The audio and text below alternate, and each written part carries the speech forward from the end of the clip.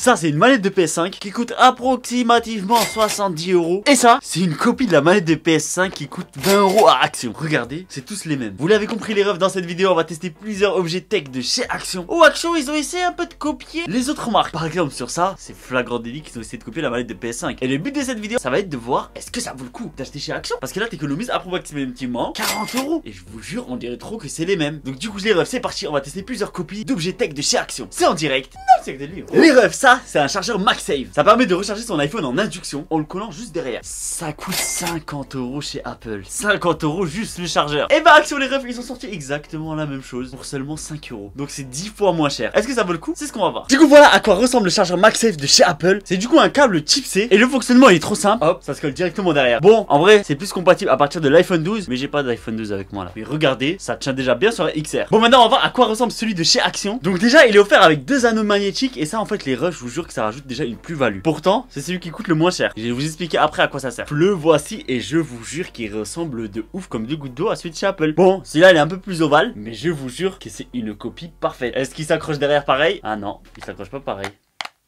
Après je suis pas sur un truc compatible aussi. Je vais le coller sur mon iPhone 14 Pro Max parce que celui-là il est compatible et on va voir est-ce que ça colle bien. Donc les refs, je vais le rapprocher comme ça. Voilà, c'est celui avec lequel je filme. Et si ça tombe, c'est que ça accroche mal.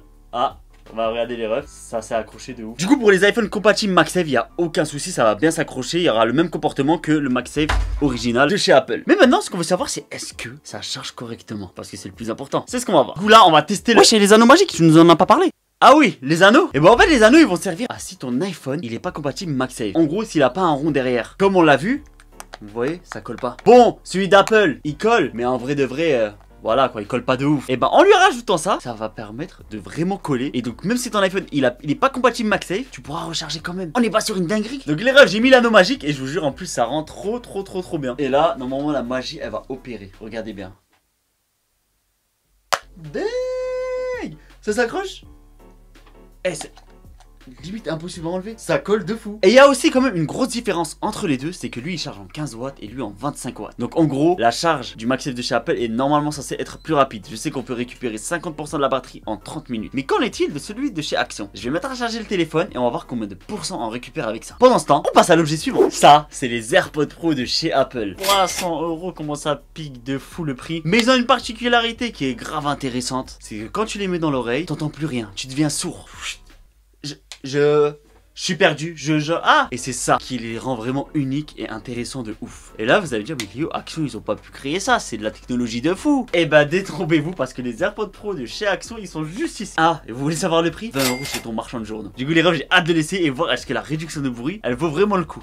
En tout cas, sur le papier, ça a l'air intéressant de fou. On va le déballer et on va voir ce que ça donne. Hein. Sur le papier, ils disent qu'on peut le connecter à plusieurs appareils. Il y a un microphone qui permet d'enlever les bruits. Ça veut dire que quand tu parles avec quelqu'un dans ton oreille, ça enlève tous les bruits ambiants. Les écouteurs, tu peux les mettre 6 heures dans tes oreilles. Ça veut dire c'est l'équivalent de une saison de Squid Game entière que tu peux regarder juste avec ça. Et la batterie totale du truc, c'est 30 heures. 30 heures le boîtier. Et bien sûr, les refs, il y a la réduction de bruit. Et ça, c'est de la folie. Du coup, ça y est, les écouteurs, ils sont là, les refs. Et quand tu les ouvres, c'est pareil que les AirPods Pro, c'est une dinguerie. Par contre, il y a 2 petites lumières sur les écouteurs, mais voilà, c'est assez discret quand même. Mais franchement, ça rend trop bien. Donc déjà, on va d'abord, avant de tester les qualités, on va les mettre dans l'oreille, voir le confort. Parce que ça, c'est trop important. Alors c'est parti, je les rentre dedans. C'est rentré comme dans le beurre. Vous voyez, quand vous mettez le couteau dans le beurre, c'est la même chose. Non, je vous jure, c'est pareil. C'est bien, ok. Il y a du bruit. Le son, il a l'air pas mal. Je vais mettre l'autre, j'entends plus rien.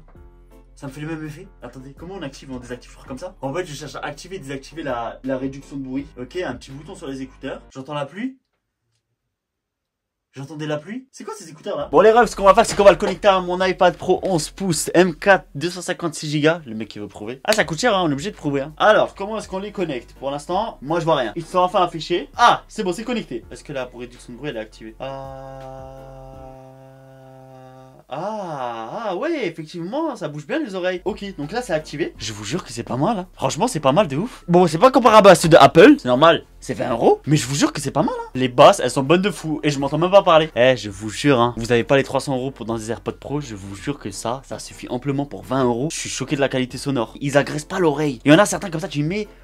Ton oreille elle grossit, non, ça rentre comme du beurre. Et bah franchement je suis satisfait, gros coup de cœur. Et ça c'est totalement validé hein. Bref, on passe à l'objet suivant. Et je vous jure qu'ils ont aussi recopié la pen pencil. Eh ouais, c'est le stylo qui permet d'écrire sur l'iPad. Mais quand s'arrêteront-ils? Pas possible. Et j'ai remarqué qu'ils copient beaucoup Apple hein. Parce qu'Apple c'est la puissance. C'est Mali puissancy. Pourquoi j'ai dit ça, je sais pas. Bon, regardez les refs, la Pen Pencil, ça permet de dessiner sur son iPad. Et là, ils ont sorti une version à seulement 12,99 € contre les 150 € de chez Apple. Et pourquoi il est offert? Parce que je l'ai déjà testé dans une de mes vidéos TikTok. Donc les refs, n'hésitez pas à me suivre. Mon TikTok, il s'affiche juste au-dessus de ma tête. Voilà. Donc n'hésitez pas à les suivre. Et aussi les refs, pendant que j'y suis, n'hésitez pas à liker la vidéo et à vous abonner. Sinon, moi, je continue pas. Ah, je continue pas. Tu t'abonnes pas, je continue pas. Non, c'est bon, je rigole, quitte pas. Bref, par contre, j'ai pas le vrai stylo, donc j'ai que le faux. Mais je connais bien le vrai et on va bien tester et on va voir est-ce qu'il y a des différences. Déjà, esthétiquement, franchement, la vérité, on dirait trop que t'as un Apple Pencil. Regardez, hein, hop. Il se connecte directement sur ton iPod, incroyable. Donc déjà, ce faux Apple Pencil, il a beaucoup de choses, de différences avec le vrai. Déjà, pour charger, c'est un trou en plein milieu du stylo, c'est dégueulasse. Ensuite, pour montrer la batterie, on a 3 petits points qui se sont mis juste ici, que le vrai n'a pas. Et pour l'allumer, il faut appuyer sur le tactile en haut pendant 3 secondes. 1, 2, 3 et il dit salam. Bonjour. Et là, vous allez dire, les Lio, comment est-ce qu'on le connecte à l'iPad? Et ben regardez les refs. C'est déjà connecté. En fait, il n'y a pas vraiment de connexion entre les deux. C'est un stylo qui va permettre de marcher sur tous les appareils. Ouais, tout. Regardez, je vais vous montrer. Ça, c'est un trackpad. C'est la souris qui me permet de contrôler cet écran. Bah regardez. Je sais pas si vous voyez la style de la souris. Mais en fait, cette mine, elle remplace le doigt. Donc vous allez me dire, mais Lio, c'est trop cool. On peut faire plein de trucs et tout. Mais en vrai, c'est un gros problème. Je vais vous montrer ça. Venez dans le bureau. Donc les rêves là, je suis sur mon iPad. Regardez, voilà, c'est moi. Et donc je vais dessiner. Donc je commence à dessiner. Je commence à faire mon petit dessin. Hop, voilà, Lio. Et franchement, là, vous pouvez le voir. Ça marche trop bien. Y a rien à dire. Ça réagit bien. T'as le point pile poil au niveau du truc. On est sur un truc carré. Et donc là, je me chauffe. Et je me dis, attends, je vais essayer de dessiner Bob l'éponge. Donc je commence à dessiner Bob l'éponge. Ok, vous voyez, voilà. Hop, c'est une éponge, c'est carré. Hop, voilà, pour l'instant, tout va bien. Tac, là, je vais rentrer dans le détail. Donc les refs, logiquement, je pose ma tablette. Comme ça. Et je pose la paume de ma main. Attendez, on va faire Bob l'éponge ici. Comme ça, vous allez comprendre le problème. Donc voilà, je vais commencer à poser. Et regardez ce qui va se passer. Ça marche plus.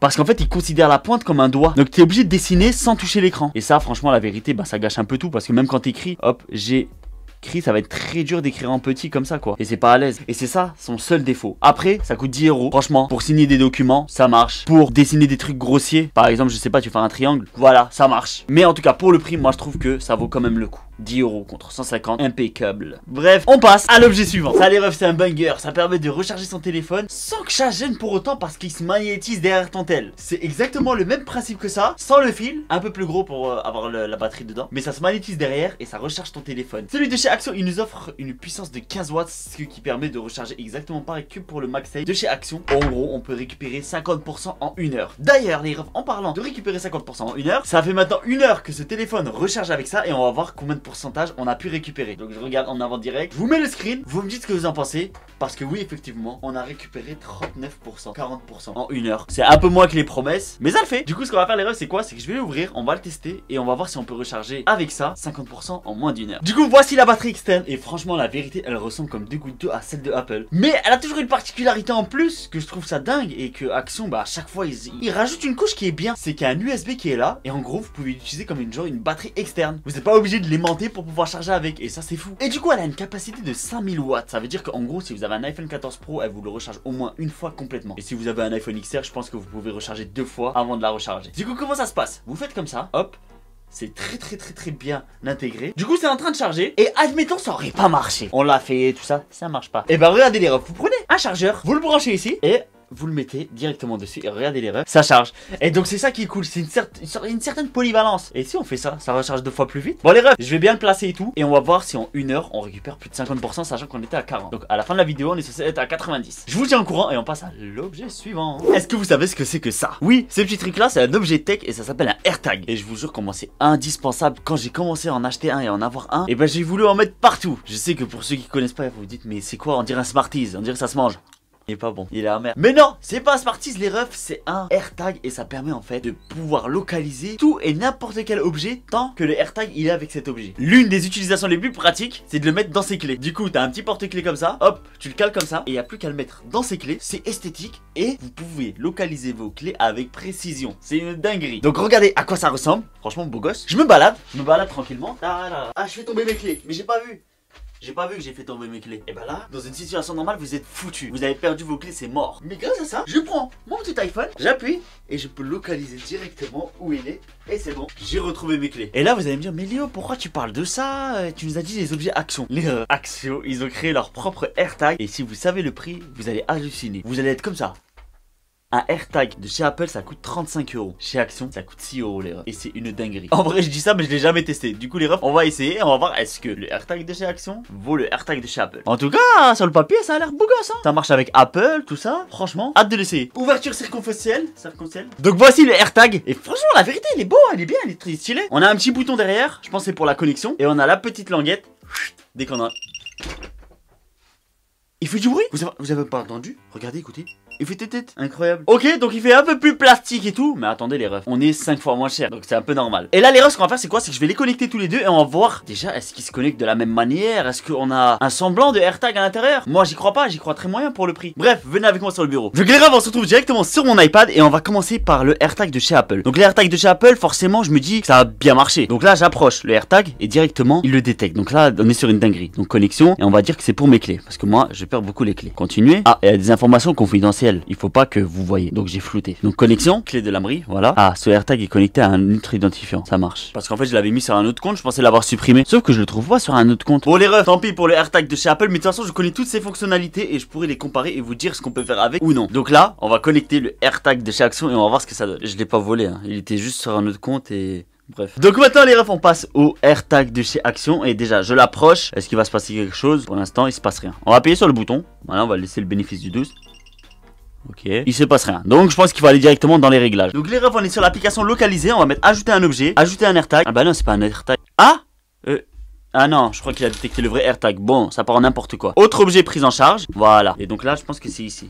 Ah, regardez. Donc là, il a trouvé le AirTag. C'est pas un AirTag, c'est un AirTag. Donc on va l'appeler AirTag. AirTag. Action. Continuer. Choisir un emoji. On va mettre la rigolade. Parce qu'Action, c'est de la rigolade. On continue. Ça, voilà, faut pas que vous voyez. AirTag en action. Donc ça y est, il l'a détecté. Et on est à l'est de Paris. Incroyable. Et donc il sait exactement où il est. On va faire émettre un son, voir ce que ça donne. Donc ça fait le son.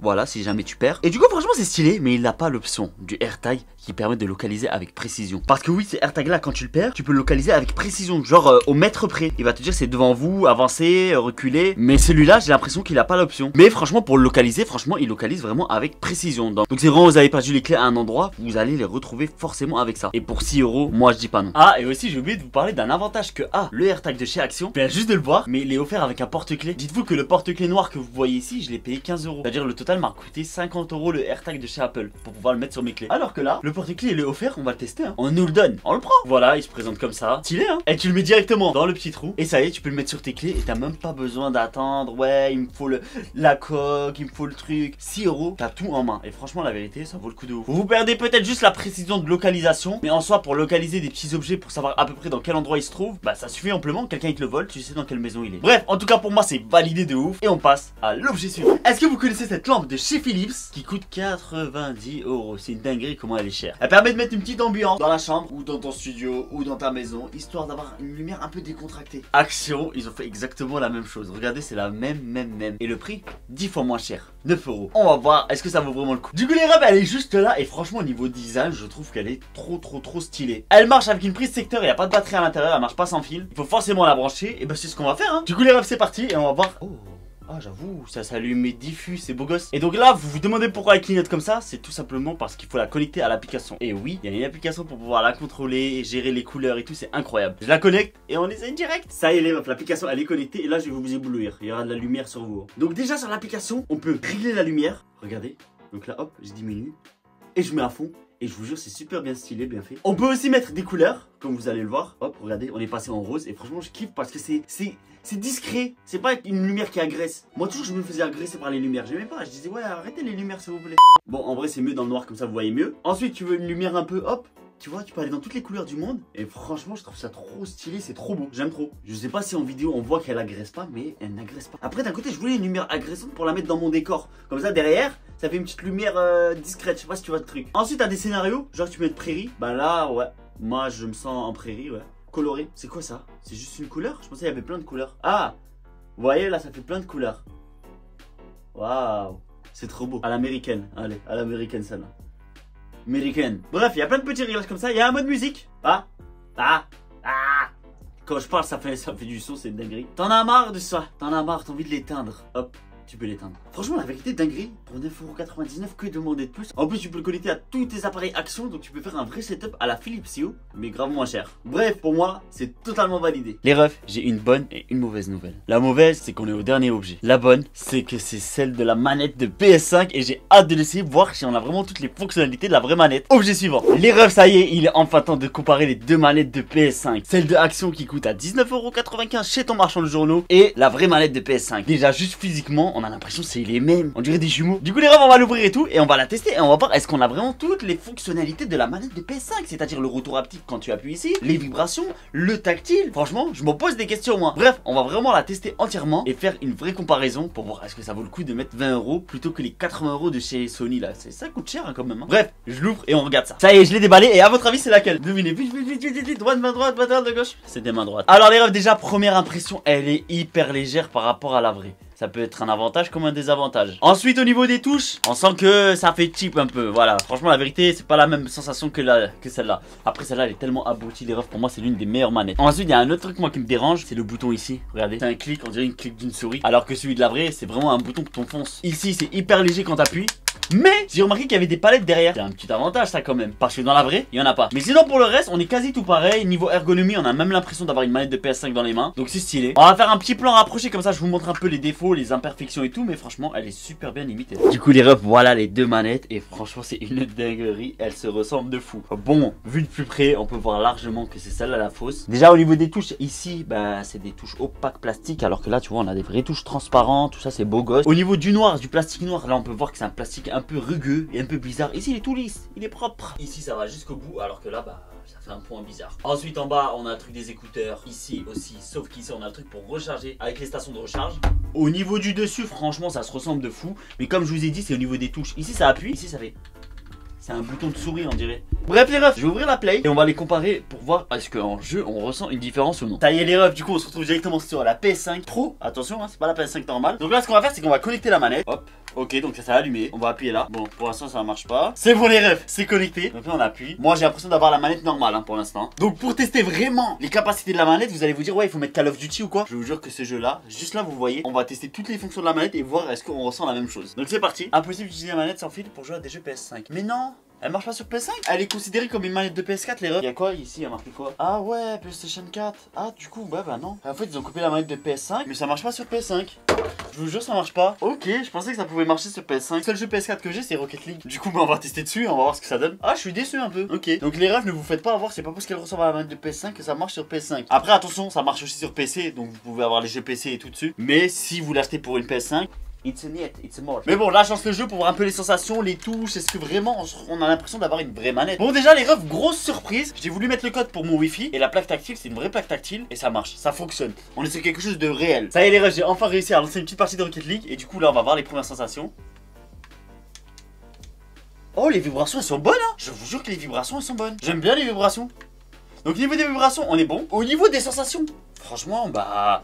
C'est pas la manette de PS5, mais je vais vous dire, elle peut servir à quoi cette manette? Ah, mais dommage qu'elle marche pas sur PS5. Mais en deuxième manette, genre, c'est vraiment bien. Si t'as un invité ou quoi. Ah oui, mais attendez d'ailleurs, on va voir si ça marche le sans fil. Hop, j'enlève le fil. Ok, donc on a une bonne Bluetooth. Est-ce qu'on a de la latence? Non, j'ai l'impression qu'il n'y a pas de latence, hein, on est bon. Hein. J'ai l'impression qu'on est bon. Hein. La vérité, coup de cœur. Hein. Après, derrière, elle est palette, mais je sais pas trop comment on les utilise. Mais la vérité, elle est bonne. Incroyable. Pour 19€, si vous jouez sur PC ou sur PS4, ça vaut le coup. Par contre, sur PS5, ça marche pas. Enfin, pour les jeux PS5. Les refs, ça y est, c'est déjà la fin de cette vidéo. Franchement, j'ai pris grave du plaisir à la faire. Si vous kiffez ce genre de concept où je teste des produits, des copies de produits, n'hésitez pas à me le dire en commentaire, comme ça on fait un épisode 2 où là je vais acheter par contre chez Amazon des produits genre vraiment photocopie et voir si ça vaut le coup. Peut-être même un faux iPhone, un faux iPad. Bref, franchement je kiffe ce genre de vidéo là, donc n'hésitez pas à me le dire en commentaire. N'hésitez pas aussi à vous abonner et à liker la vidéo, ça peut me donner un peu de la force. Et on se retrouve la semaine prochaine pour une toute nouvelle vidéo. Sur ce, c'était Léo.